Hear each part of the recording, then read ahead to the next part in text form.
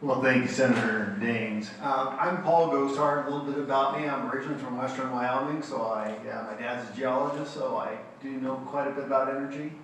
I'm from Arizona's 4th District, and I sit on Natural Resources. I'm the ranking member on Energy and Minerals. By the way, just a little bit about the Western Caucus. We started in 1993, and last year was our 25th anniversary. So we are founded out in the West to fight the federal overreach, to promote rural values, and to preserve our unique way of life. Now, we've grown beyond the West because everybody's impugned by it, whether it be energy, endangered species, timber.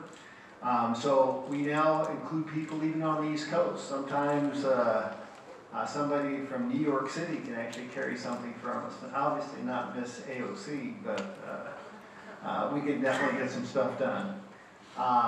When I took over in November of 16, we have since added 45 new members. So we have 74 bipartisan members. Kurt Schrader and Colin Peterson are the 2 Democrats that have come on board and have been very helpful. But we've really been busy lately, and what we've actually done is the Green New Deal. We've had a forum. We actually invited Ms. AOC to come. She RSVP'd and then chickened out. But we've also had 2 special orders, one by Dan Newhouse and the other by myself. And we've had 2 press conferences that were highlighted by milk mustaches. Got milk? But this is really important because in the Green New Deal, this is a Soviet-style takeover. This is trying to make everybody a victim. And when you start looking at this, what they're trying to do is guaranteeing jobs, even if you don't want to work, guaranteeing health care. I mean, and just that alone, looking at a takeover and a Medicare for all means Medicare for no one. And that's at a $32 trillion application just on that alone. Everything in total is almost $100 trillion. And then when you start looking at the energy application, it's only 15%, roughly 15% of what they're talking about in the Green New Deal. And if we follow that rule, we're going to follow ourselves down the Green Mile. But some things that you really want to start looking at is the cost.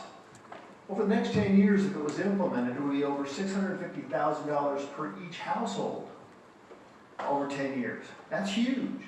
When you look at what they would replace, $155.5 billion to replace furnaces, $11.9 billion to replace gas dryers, $50 billion to replace water heaters, and $26 billion to replace stoves. This is something that's completely out of whack. So it's something to take a look at, and as Steve has said, 15, 16, and 17 fiscal years, we actually were the world's leaders in carbon and greenhouse emission reductions.